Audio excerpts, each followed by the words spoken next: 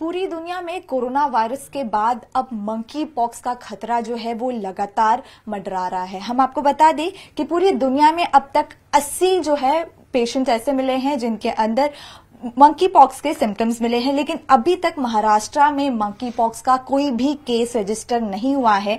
इस पे और ज्यादा जानकारी के लिए हमारे साथ बात करने के लिए टास्क फोर्स के डॉक्टर गौतम बंसाली जी हैं, तो चलिए उनसे ही बात करते हैं। सर, पहले तो ये जानना चाहेंगे कि मंकी पॉक्स क्या है? मंकी पॉक्स एक तरह का ये भी वायरल इन्फेक्शन ही है, जैसे स्मॉल पॉक्स है, चिकन पॉक्स है, उसी टाइप से उसी फैमिली का ऑर्थोपायरोवॉक्स फैमिली का ही एक वायरस है। अभी तक हमारी कंट्री में इसके कोई भी केसेस नहीं आए। Yes, world wide UK, US, European countries में कुछ केसेस, लगभग 80 के आसपास केसेस मिले, लेकिन इससे बहुत ज्यादा डरने की या घबराने की बात नहीं। ये भी एक तरह का वायरल डिजीज है। जी सर, ये किस चीज से होता है? मतलब क्या कौन सी सारी चीजों से लोगों को बचना चाहिए? किस चीज से जो लोग हैं वो अफेक्ट होके जिसके बाद उन्हें मंकी पॉक्स होता है? जनरली जो मंकी पॉक्स वायरस है ये एक वायरल डिजीज है जो जनरली स्किन लीजन्स वगैरह लोगों के अंदर होने शुरू हो जाते हैं। और इसके जो सिम्टम्स अगर अपन देखा जाए तो नॉर्मल जो वायरल है, हेडेक होना, बॉडी एक होता है, मसल क्रैम्प्स वगैरह काफी आने लगता है, स्किन के ऊपर कुछ पस्ट्यूल्स वगैरह होने लग जाते हैं, स्किन लीजन होना शुरू हो जाते हैं। और एक पेशेंट को दूसरे पेशेंट से जब अगर कांटेक्ट में आता है तो उससे फैलने लगता है। प्लस जो खाने में ये बुश मीट वगैरह खाते हैं, स्केबीज वगैरह के होते हैं, खाना अगर बराबर क्लीन नहीं होता, हाइजेनिक फूड नहीं होता, तो उससे फैलने के चांसेस होते हैं। एक बार एक ह्यूमन में हो गया तो उससे फिर बहुत जल्दी स्पीड से ये इन्फेक्शन फैलने लगता है। एंड कैसे ये मंकी पॉक्स से लोग बच सकते हैं? क्योंकि जैसे कि आपने बताया कि टच करने से भी ये जो मंकी पॉक्स है वो काफी ज्यादा फैलता है, तो लोग इस वायरस से कैसे बचें एंड कितने दिन में मतलब लोगों को पता चलता है कि उनके अंदर कोई सिम्टम्स है? क्योंकि देखिए कोविड के टाइम पे इतनी जानकारी लोगों को जल्दी नहीं मिल पा रही थी, कुछ असिम्टोमेटिक लोग थे, तो इसमें भी क्या ऐसी सारी कोई चीजें हैं? कितने दिन में इसकी जानकारी मिलती है और कैसे लोगों को इससे बचना चाहिए? अभी तक हमारे यहाँ पे महाराष्ट्र में या इंडिया के अंदर एक भी केस मंकी पॉक्स का नहीं आया, लेकिन वर्ल्ड वाइड जिस तरह से केसेस आ रहे हैं, प्लस अभी ट्रेवलिंग का टाइम काफी चल रहा है, लोग घूमने फिरने के लिए यूरोपियन कंट्रीज वगैरह जा रहे हैं, तो हमारे हिसाब से हमने सब चीजों को अलर्ट पे रखा है। महाराष्ट्र के अंदर भी एयरपोर्ट पे भी जैसे पहले स्कैनिंग हो रही थी, इस तरह से अभी भी स्क्रीनिंग वगैरह करने का प्लान हम लोग कर रहे हैं कि अगर जो भी आते हैं फीवर के पेशेंट से, मसल्स क्रैम्प्स उनको अगर होने लगता है, बॉडी एक ज्यादा होने लगता है, नोसिया, वॉमिटिंग, सोर थ्रोट, ये सब चीजें आती है तो उनको हम लोग चेक किया जाए।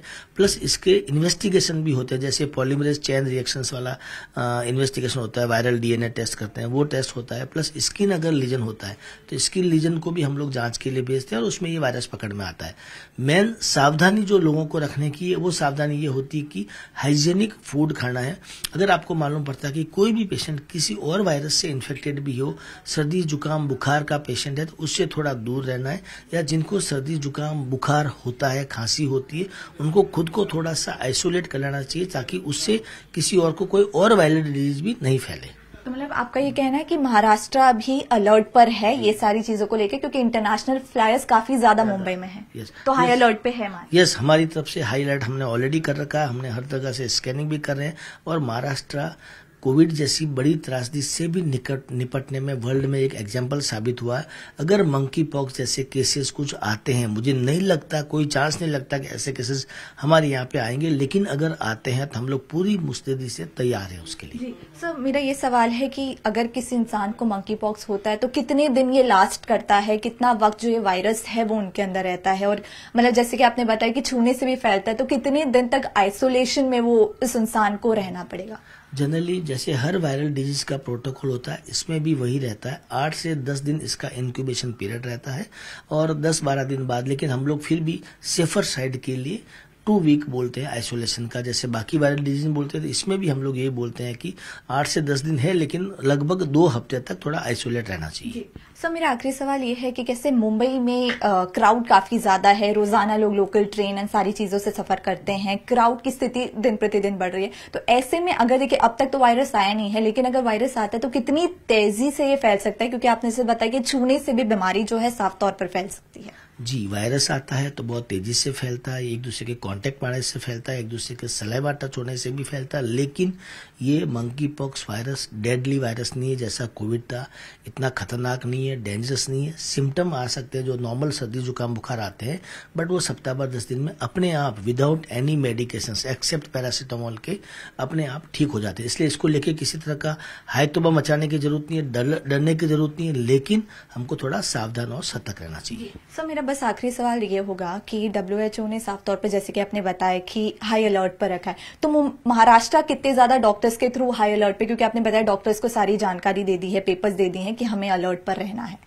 हमारे यहाँ पे हर तरह के, जैसे हमने कोविड की तैयारी के हिसाब से भी, कुछ लोगों ने बोला था कि जुलाई अगस्त में कोविड के केसेस वापस आ सकते हैं, तो हमने इस तरह से सारे हॉस्पिटल भी तैयार रखे हुए कोविड के लिए। जंबो सेंटर्स हमारे सब तरह से रेडी है, डॉक्टर्स हमारे अभी भी जो हर हॉस्पिटल में काम कर रहे थे वो भी काम कर रहे हैं।